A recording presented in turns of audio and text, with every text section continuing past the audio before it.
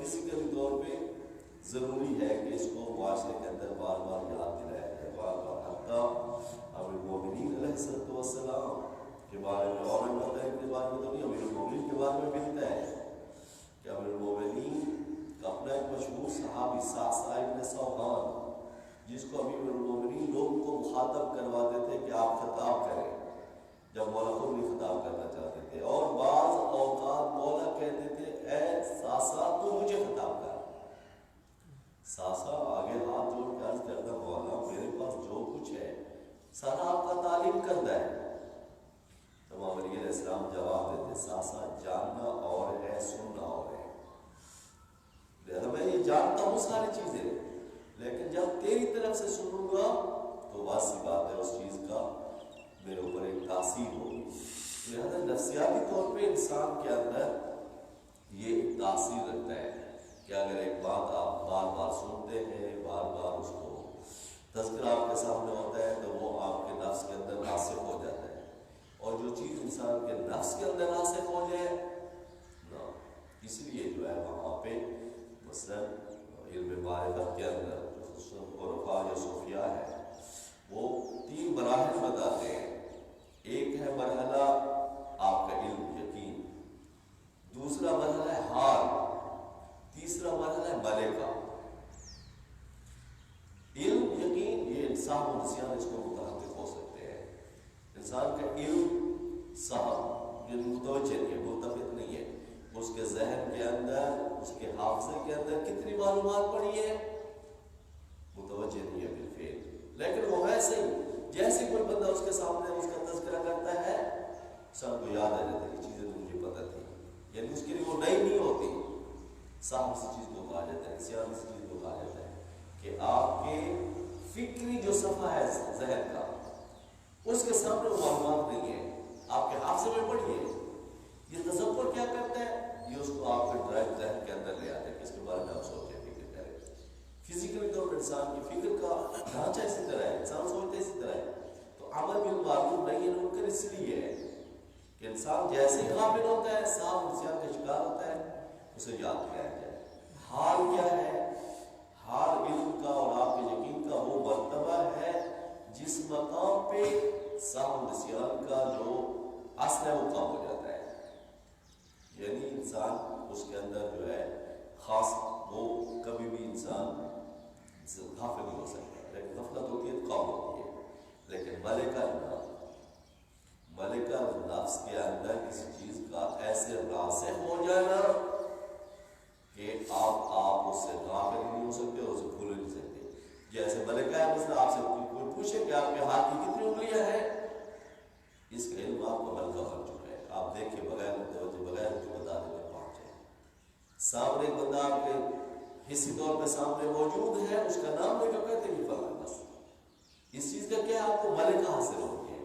یہ وہ ملکہ ہے جو آپ کے ذہن سے اثر چیز راسخ ہو گئی اتنی کہ وہ اب زائل ہونے سے زائل نہیں ہوتی، کبھی بھی اس کو صاحب نسیان شکار نہیں ہوتی. تو لہٰذا یہ امر بالمعروف نہی عن المنکر اور یہ ساری چیزیں جو ہے ایک فطری طور پہ انسان کو یاد دلانا ہے، بار بار تذکر دینا ہے تاکہ وہ انسان کے جو ہے نفسیات، اس کی نفس کے ساتھ ساتھ اس کی عقل و فہم اس کے اندر جو ہے یہ گھر کر جائے. اور دوسرا اگر وہ اس چیز سے غافل ہے تو معاشرے کے اندر جب ہر فرد اس برائی سے جس میں وہ مبتلا ہے روکنے والا ہے تو نتیجہ کیا نکلے گا؟ ایک مرتبہ ایک دن ایسا آئے گا کہ معاشرے کے اندر سے برائی کا خاتمہ ہو جائے گا، اچھائی جو ہے پروان چڑھ جائے گی. تو لہٰذا اسلام میں یہ امر بالمعروف نہی عن المنکر کی بہت اہمیت ہے. اتنی اہمیت ہے کہ انسان وہاں پہ المومنین نحو البلاغ کے اندر اسی جگہ پہ وہاں پہ مولا فرماتے ہیں کہ تمام نیکیاں امر بالمعروف نہی عن المنکر کے مد مقابل میں ایک قطرہ ہے، اور امر بالمعروف نہی عن المنکر جو ہے یہ کیا ہے؟ ایک سمندر ہے، ایک بحر بے قرار ہے. یعنی اتنا اس کا مقام ہے حتیٰ کہ نبی کریم صلی اللہ علیہ وسلم من امر بالمعروف نہی عن المنکر فہو خلیفۃ اللہ و خلیفۃ رسولہ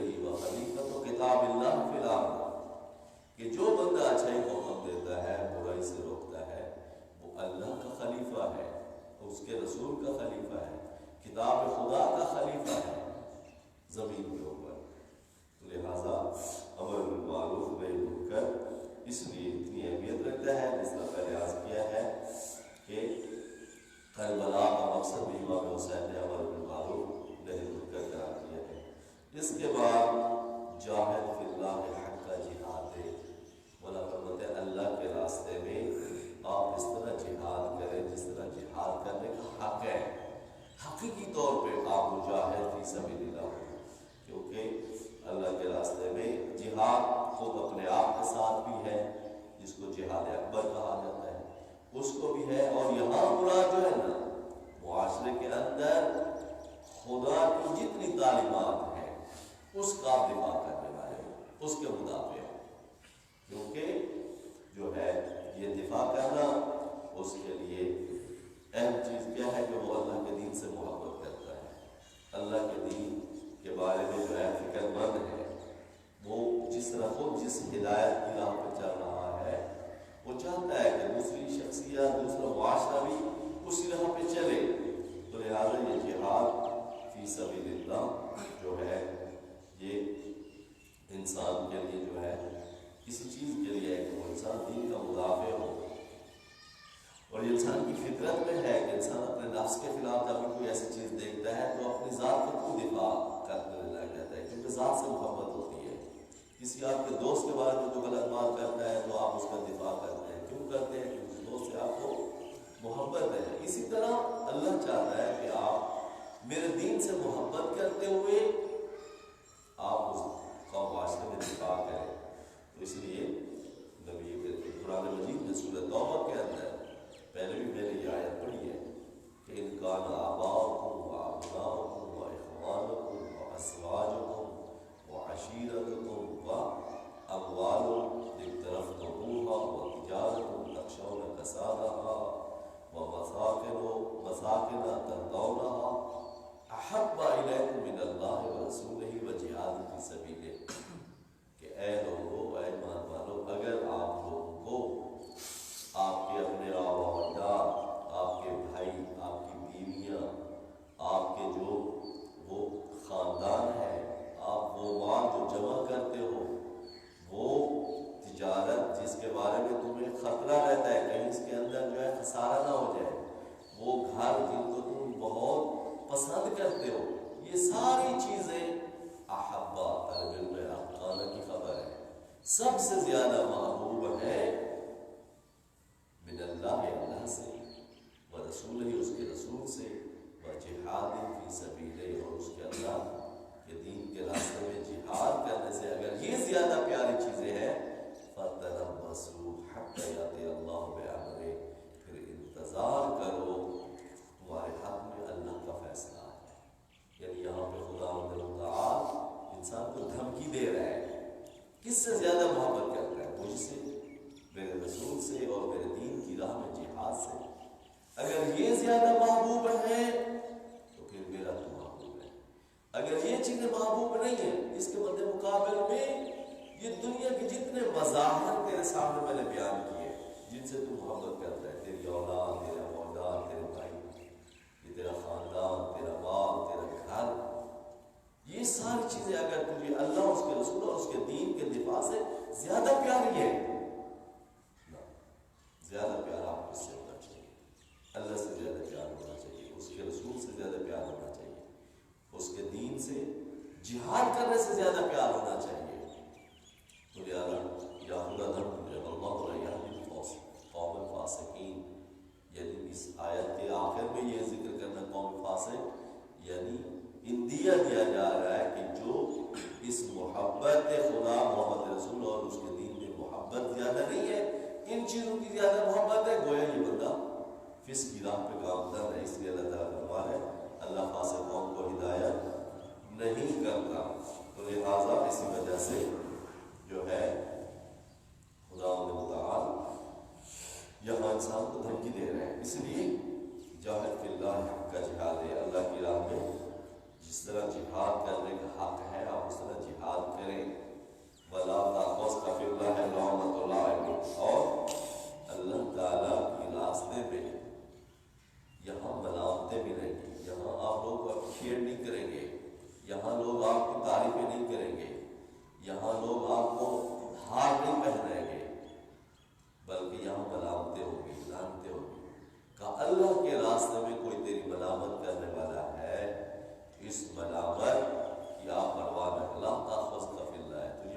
نہیں تجھے بٹھا نہ دے کہ لوگ ملامتیں کر رہے ہیں اور تو پیچھے ہو کے بیٹھ لینا، کہہ رہے نا پیچھے ہو کے نہ بیٹھنا، بلکہ یہاں ملامتیں اٹھائیں، یہاں ملامتیں ہوگی اور جو ہوتی رہی ہے تاریخ گواہ ہے انبیاء کے ساتھ کیا معاشروں نے کیا، ائمہ تحرین علیہ السلام کے ساتھ لوگوں نے کیا کیا۔ تو یہ جو اللہ کا راستہ ہے، اللہ کے دین کے دفاع کا راستہ ہے، یہ کیا ہے؟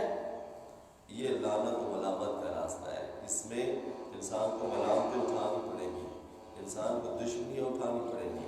تو لہٰذا اس مقام پہ خدا تعالی جو ہے امیر المومنین خصوص طور پہ اسی مقام میں لا تاخذک فی اللہ لومۃ لائم، ملامت کرنے والوں کی ملامت تجھے نہ روکے، تجھے اس راہ سے، کیونکہ جو اسباب ذکر کیے گئے ہیں کہ اکثر لوگ جو ہے اللہ اور اللہ کے دین کا دفاع نہیں کرتے، ان اسباب میں سے ایک سبب یہی ہے کہ وہ معاشرے کی لعنت ملامت نہیں اٹھا سکتے، کیونکہ فطری طور پہ ہر انسان چاہتا ہے میں معاشرے کے اندر باعزت سمجھا جاؤں، باوقار سمجھا جاؤں، یہ انسان کی فطرت میں ہے۔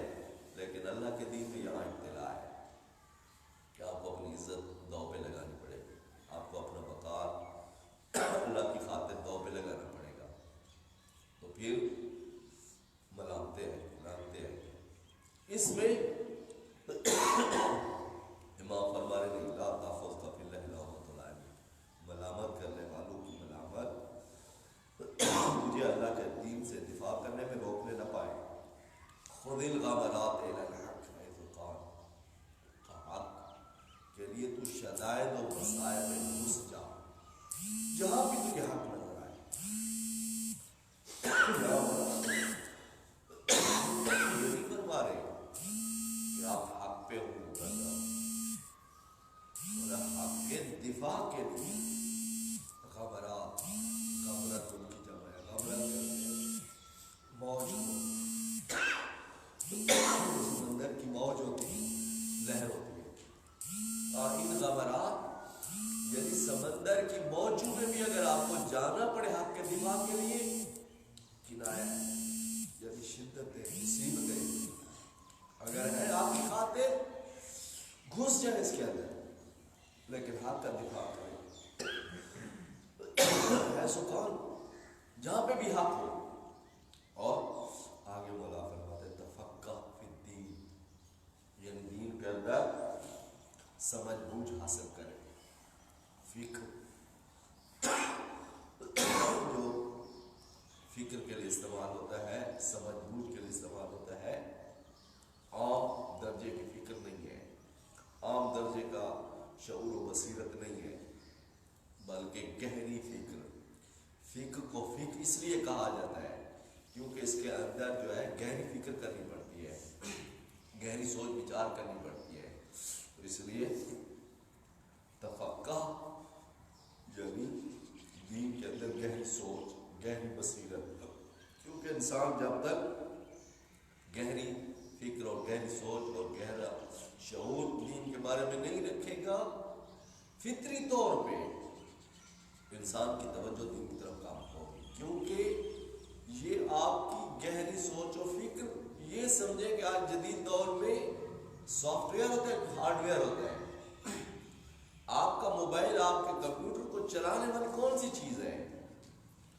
وہ سافٹ ویئر ہے۔ اگر وہ سافٹ ویئر آپ کے موبائل کے اندر نہ ہو، جتنا قیمتی موبائل ہو، چاہے آپ نے کروڑوں کا لیا ہے، کس کام کا لیا؟ اس کو کون سی چیز حرکت میں لائے گی، وہ آپ کے لیے کام کرے گا؟ Soft where. یہ انسان، یہ سافٹ ویئر جو بنایا گیا ہے، یہ انسان کسی فکری نظام سے متاثر ہو کے بنایا گیا ہے کہ انسان کو تحرک میں رکھنے والی آپ کے جتنے جسم کا ہارڈ ویئر، یہ جو آپ کی آنکھیں ہیں، آپ کے کان ہیں، یہ جو آپ کے علم کے وسائل ہیں، ان کا دماغ کے ساتھ لنک اور پھر ان کے ساتھ جو ہے تعلق، وہ کس چیز پہ رہے؟ بس ایک انسان گہری سوچ فکر میں بیٹھا ہوتا ہے، اس کے سامنے سے پورا بازار چل رہا ہے، اس کی آنکھوں کو متاثر نہیں کرتا، اس کے وہ گہرے شور کے اندر بیٹھے ہوئے، چاروں طرف سے بچے شور کر رہے ہیں، اس کے کان پڑی آواز اس کے دل کو متاثر نہیں کرتی۔ کون سی چیز ہے؟ ترکیز دماغ ہے۔ اس کے دماغ میں ممارست کر کر کر کے اس کے دماغ نے ایک مرکز کے اوپر گہری یکسوئی سوچ اس حد تک ہو گئی ہے کہ اب وہ چیزیں متاثر نہیں کر سکتے اس کو۔ بچے گھر میں شور کر رہے ہو، مطالعہ کر رہے ہیں، اس کو کوئی پرواہ نہیں ہوتی۔ کیوں نہیں ہوتی؟ کیونکہ اس کے ذہن کی ممارست اور اس کی تمرین، یہ جو پورے اس وقت مثلا مائنڈ سائنسز جو ہے اس وقت پورا دنیا کا بہترین موضوع ہے۔ مائنڈ سائنسز کے اندر مثلا ٹیلیپیتھی آ جاتی ہے، کیلیپیتھی آ جاتی ہے، یہ ساری چیزیں کیا ہیں؟ ساری کی ساری اسی چیز کے اوپر ہے، ایک بندہ اپنے ذہن کے ان خلیات کو ایکٹیو کرے جن خلیات کے ایکٹیو کرنے کی بنیاد پہ اس کے دماغ کے جب وہ خلیے ایکٹیو ہو جاتے ہیں، مد مقابل والے ذہن کے اندر وہ خلیے ایکٹیو نہیں ہوتے۔ کیونکہ عمومی طور پہ انسان کے لیے جو ہے سب سے زیادہ دنیا کے اندر کہا جاتا ہے جس نے سب سے زیادہ ریکارڈ کے طور پہ دماغ استعمال کیا، وہ آئنسٹائن، وہ کتنا 45% وہ دماغ استعمال کرتا ہے، 55% اس نے بھی دماغ نہیں استعمال کیا، 45%۔ عمومی طور پہ ایک بندہ سوچنے والا 30% سے آگے جا ہی نہیں سکتا، جو عمومی سوچ ہے، یعنی آپ کا 70%، پتہ نہیں ہم سوچتے ہیں یا نہیں سوچتے، سوچنے والے بندے کا جس کا آئی کیو لیول چیک کیا جاتا ہے کہ آئی کیو لیول انٹیلیجنس جس کا کس مقام پہ ہے، وہ 30% سوچتا ہے، 70% وہ بھی نہیں سوچتا۔ تو 3% سوچنے والا بندے کہ جو 70% آگے جو خلیات ہیں وہ ویسے کے ویسے کھڑے ہوئے ہیں، ان کو کبھی اس نے دماغ کام میں نہیں لایا۔ کیا کرتا ہے وہ ٹیلیپیتھی والا، کیلیپیتھی والا؟ وہ ترکیز اپنے ان خلیات کے اوپر کر کے ممارست تمرین ذہن کی، وہ آپ کے خلیے کو ان کا ایکٹیو کر دے، کنیکٹ کرے گا۔ جیسے کنیکٹ ہوگا آپ کے ذہن کی فکر اس کی فکر میں آ جائے گی، وہ بتا دے گا کہ آپ فلاں چیز سوچ رہے ہیں۔ یعنی فزیکلی طور پہ کوئی علم نہیں ہے یہ، یعنی علم ایسا نہیں ہے کہ علم صرف جادو وغیرہ، نہ آپ کے ذہن میں خدا نے یہ طاقت رکھی ہے جو اس وقت مائنڈ سائنسز کی بنیاد پہ دنیا کے سامنے واضح ہوئی ہے۔ تو فکر جو ہے، سوچ گہری، یہ انسان کا ہارڈ ویئر ہے، سافٹ ویئر ہے۔ انسان کے جسمانی اعضاء، مثلا آپ دیکھیں کہ کس چیز سے آپ کو شدید محبت ہے اور اس کام کو آپ کرنا چاہتے ہیں، اس کام کو جب آپ کر رہے ہوں گے تو آپ کو سردی نہیں لگے گی۔ کیا آپ کو سردی اس وقت ہے نہیں؟ واقعی میں سردی نہیں ہے اتنا، آپ کی اس کام کے اندر لگن آپ کو اس طرح محم کر دے گی کہ سردی نہیں، اسی ٹائم کے اوپر آپ کو دوسرا کام کرنے لگ جائے، میرے خیال میں آپ کا ہاتھ بھی نہیں اٹھے گا اس کام کے لیے۔ کیوں نہیں اٹھے گا؟ اس لیے نہیں اٹھے گا کہ اس کی طرف آپ کو توجہ نہیں ہے، اس کی طرف آپ کے دل کے اندر کوئی کنیکشن نہیں ہے۔ جو تو نفسیاتی طور پہ انسان کی فکر و سوچ اتنی پاور رکھتی ہے کہ یہ پورے جسم کے اوپر حاکم ہے۔ آپ کا جسم آپ کی سوچ کے تابع ہے۔ اس لیے امام جعفر صادق علیہ السلام فرماتے ہیں کہ جب تک انسان کی نیت اعلیٰ ہے، جسمانی اعضاء اس نیت کے تابع کبھی تھکیں گے نہیں۔ یعنی امام یہی بتانا چاہتے ہیں کہ آپ کے ذہن و سوچ فکر میں جس چیز کے بارے میں آپ کا کنیکشن بن گیا ہے، وہ کنیکشن آپ کے جسم کے اوپر ایسے حاوی ہوگا کہ آپ وہ کام کریں گے۔ آپ کو نہ کبھی تھکاوٹ محسوس ہوگی، نہ سردی محسوس ہوگی، نہ گرمی محسوس ہوگی۔ کیوں؟ اس لیے کہ آپ کے وہ دماغ کے خلیے نظام جو آپ کے پورے جسم کے اوپر حاوی ہے، وہ آپ کو حرکت میں لے آئے گا۔ تو اس لیے اسلام کے اندر جو ہے سوچ فکر اور انسان کی معرفت و شعور کے اندر جو اسلام جو انسان کی پوری از انسانیت کی تاریخ میں آخری اسلام جو مکمل انسان کے لیے آیا ہے، کس بنیاد پہ ہے؟ اسی لیے آیا ہے کہ آپ انسان سوچ اور فکر کی بنیاد پہ اس مقام پہ پہنچ چکا ہے جہاں اب یہ تعلیمات اس کو دی جائیں اور اب یہ تعلیمات کو سنبھالنے کے قابل بن گیا ہے۔ اس کے اندر یہ مسلسل ایک سفر انسانیت پہنچتے پہنچتے مثلا آپ سے 50 سال پہلے پیدا ہونے والا بچہ، اس طرح اس کا ذہن ایکٹیو نہیں تھا، اس طرح اس کے اندر ذہانت نہیں تھی۔ آج 50 سال بعد آج جو بچہ پیدا ہو رہا ہے اس کے اندر آپ ذہانت محسوس کریں گے، اس کے اندر جو ہے ایکٹیویشن۔ کیوں؟ یہ فطری طور پر انسان کے بنیاد میں جن کے اندر جو ہے تحول تبدیلیاں آ رہی ہیں۔ تو اسلام کو اس لیے سب سے زیادہ انسان کی سوچ و بصیرت و تفکر کے اوپر ہے کہ 1 ساعت کی انسان کی فکر جو ہے کتنے سالوں کی عبادت سے افضل ہے۔ کیوں یہ اتنا افضل کرا دیا گیا ہے؟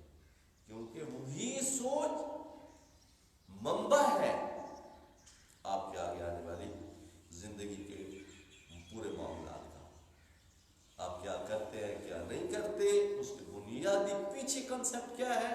آپ کی سوچ ہے، آپ کی فکر ہے۔ اگر آپ کا دل پڑھائی کی طرف نہیں متوجہ ہو رہا، نہیں لگ رہا، وہ خلل بنیادی طور پہ آپ کی بنیادی فکر میں ہے۔ جن چیزوں کی طرف آپ کا دل لگتا ہے اور وہ آپ کا بڑے شوق سے کرتے ہیں، اس کے لیے وقت نکالتے ہیں، اس کو وقت دیتے ہیں، کیوں؟ وہ بنیادی آپ کے ذہن میں وہ تصور و کنسیپٹ ہے جس کو آپ کو اس کی طرف لے کے آتا ہے۔ اس لیے اسلام کے اندر جو ہے، یعنی آپ دیکھیں مذہب محمد و آل محمد کی سب سے قدیم ترین کتاب جو حدیث کی، جو غیبت کبریٰ کے دور کے قریب سے لکھی گئی ہے، اصول کافی، سب سے قدیم کتاب یہی ہے۔ اس کی ترتیب ابواب دیکھ لے، ایمان و کفر تیسرے نمبر پہ ہے، پہلا باب عقل اور دوسرا علم ہے۔ کیوں ہے؟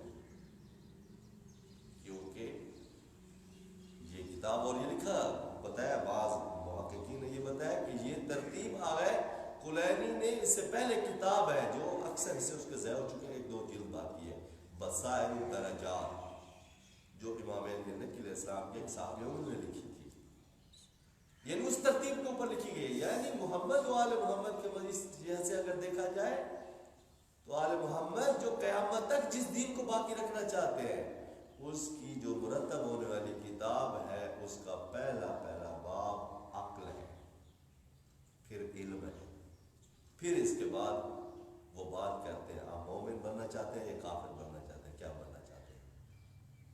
یعنی اس سے پہلے کنسپٹ کیا ہے؟ علم و عقل کا ہے، علم و شعور کا ہے۔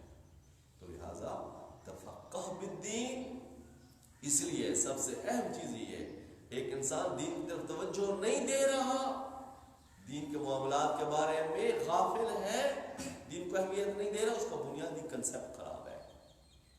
اگر اس کی سوچ معرفت یہ چیز صحیح ہو جائے، نہ ہو ہی نہیں سکتا کہ وہ بندہ جو ہے دین کی طرف آئے۔ اس لیے شہید مرتضیٰ مطہری علیہ مقامہ کہتے ہیں کہ ہم علماء جو ہے لوگوں کی تربیت کرتے ہوئے ایک ہم سے خامی رہ جاتی ہے کہ ہم ایک بندے کو بعض عبادات اور ان چیزوں کو متوجہ کر کے اس کو ایک کارٹون نما عابد بنا دیتے ہیں۔ کہا کارٹون نما عابد جو ہے وہ کیا ہوتا ہے؟ یعنی کارٹون کیا ہے کہ کارٹون کی کبھی ناک بڑی ہوتی ہے، کبھی ٹانگ بڑی ہوتی ہے، کبھی کیا چیز ہوتی ہے، اس کا ایک جسم کامل صحیح سالم نہیں ہوتا۔ اسی طرح کہا ایک اسلامی آئیڈیالوجی اور اسلامی شخصیت ہم معاشرے کے اندر کیوں نہیں پیدا کر پاتے؟ اس کا بنیادی وجہ یہ ہے کہ ہم اس کو ایک پوری اسلامی آئیڈیالوجی نہیں دے سکتے۔ اسلامی نظریہ کیا ہے جس بنیاد پہ وہ اللہ کی بندگی کرے؟ 2-4 چیزیں جو ہے، مثلا ہم زبور دے دیتے ہیں، جی بندہ داڑھی نہیں رکھ رہا، اس کو 2-4 حدیثیں سنا کے داڑھی رکھوا دی۔ بندے کو مثلا نماز نہیں پڑھ رہا، ہم نے 2-4 حدیثیں سنا کے اس کو نماز شروع کروا دی۔ وہ نماز بھی پڑھ رہے ہیں، داڑھی بھی رکھ رہے ہیں، لیکن اس کے پورے معاملات دین کے مطابق نہیں ہے۔ کیوں نہیں ہے؟ کیونکہ اس کے اپنے ذہن کے اندر ایک اسلامی آئیڈیالوجی، اسلامی ضابطہ حیات وہ اس کے ذہن میں نہیں ہے۔ چند باتیں تو کر لیتا ہے لیکن اس کو پورے معاملات جو اسلام کے خلاف ہیں، اور وہاں وہ مانتا بھی نہیں ہے۔ کیوں؟ کیونکہ خلل بنیاد طور پر اس کی آئیڈیالوجی ہے۔ جب تک اس کا نظریہ اسلامی نہیں بنے گا، جب تک اس سوچ و فکر اسلامی نہیں بنے گی، وہ بنیادی کنسپٹ اس کا صحیح نہیں ہوگا کہ میں نے زندگی گزارنی ہے اسلام کے مطابق، زندگی کا میرا ہر معاملہ حکم خدا کے موافق ہو۔ یہ بنیادی کنسپٹ جب اس کے ذہن میں پیدا ہوگا تو پھر پھر دوسرے اعمال کے بارے میں آپ کو رہنمائی کرنے کی ضرورت نہیں پڑے گی. اسی وجہ سے اسلام کے اندر جو ہے شرعی احکام کی 500 روایات ہیں، باقی پورے کا پورا 6285 آیات میں صرف 500 اللہ کہہ رہے ہیں اب یہ کام تم نے کرنے ہیں بس. اس سے پہلے کیا ہے، سارا انسان کی معرفت کو اوپر جو ہے، یعنی قیامت کا تصور، قیامت کے ہولناکیاں، تاریخ، امتوں کے اوپر آنے والے عذاب، اللہ انسان کو بتاتا ہے انسان تیرے لیے میں نے کیا کیا، زمین و آسمان میں خزانے رکھے، پیدا کیے، ساری چیزیں کیا ہے. یعنی بنیادی نقطہ نظر موضوع قرآن کا کیا معرفت ہے، فکر نہیں ہے. خدا چاہ نہیں سکتا تھا کہ قرآن کے اندر سارے شرعی احکام کی روایات بتا دیتا. نبی کریم کو دوسری طرح سے بتا رہا ہے، لیکن قرآن من حیث القرآن جو قیامت تک کلام خدا رہنی ہے، اس میں خدا نہیں شرعی احکام نازل کر رہا. کیوں؟ کیونکہ خدا جانتا ہے کہ انسان کا بنیادی مسئلہ معرفت کا ہے، بنیادی مسئلہ اس کی سوچ کا ہے، بنیادی مسئلہ اس کی بصیرت کا ہے. اس کی سوچ صحیح نہیں ہو پاتی، بصیرت صحیح نہیں ہو پاتی، جس کی وجہ سے یہ میری راہ چھوڑ دیتا ہے. اور اس مد مقابل میں شیطان جو گمراہ کرنے والا ہے، اس کا زور کس کے اوپر ہے؟ یوسوس فی صدور الناس. وہ آپ کا ہاتھ پکڑ کے نہیں کہتا کہ جی آپ نے ادھر نہیں جانا، یا آپ کو وہاں آ کے کھڑے نہیں ہو جاتا، نہ، وہ آپ کی معرفت پہ کام کرتا ہے. 24 گھنٹے آپ کی معرفت کے اوپر لگا ہوا ہے، 24 گھنٹے آپ کی فکر کے اوپر لگا ہوا ہے. وہاں پہ بٹن ہے، وہ بٹن اس کے قبضے میں آ جاتا ہے، بندہ اس کے قبضے میں چلا جاتا ہے.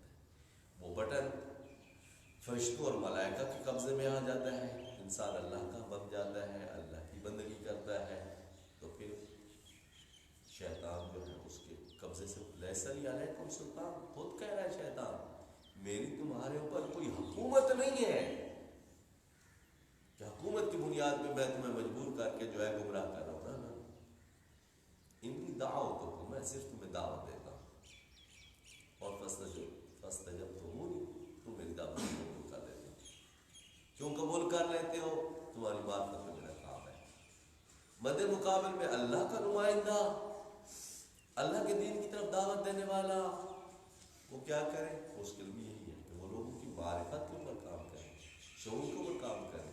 مثلا اس وقت آپ کے پاس جتنی شرعی احکام کی روایات ہیں، بہت سے باقاعدہ روایت مدمرہ کے اندر، اس کے اندر وہاں پہ ایک قسم ہے روایت مدمرہ، اس کے اندر وہاں بحث ہے کہ یہ جتنی روایات ہیں ساری کی ساری ائمہ تحریم سے سوال کیے گئے ہیں اور اماموں نے جواب دیے ہیں. یعنی خود امام کو جب کسی لوگوں سے خطاب کرنے کا موقع ملا، امام نے انہیں نہیں کہا کہ نماز اس طرح پڑھنی ہے، وضو اس طرح کرنا ہے، روزہ اس طرح رکھنا ہے. نہیں، جب امام سے کسی نے سوال کیا تو امام نے یہ بتایا. جب امام کو موقع ملا، امام نے کیا کہا؟ انسان کی سوچ کو تبدیل کرنے کے لیے کلام کیا، معرفت کو تبدیل کرنے کے لیے کلام کیا. یعنی امیر المومنین کی نہج البلاغہ کی خطبہ، جتنے بھی مثلا موعظے اور جتنے بھی ہیں، سارے انسان کی خطبہ. یعنی جب امام کو فرصت ملتی ہے اور امام چاہتا ہے کہ میں لوگوں سے کلام کروں، تو وہ معرفت کا واقف ہوتا ہے. جب امام کے شاگرد امام سے پوچھنا چاہتے ہیں تو وہاں امام کہتے ہیں مجھ سے یہ شرعی احکام کے سوال کریں کہ آپ لوگوں نے زندگی میں کیا کیا کرنا ہے، اللہ کی بندگی کیا ہے. تو لہٰذا اہم چیز تفقہ بالدین ہے.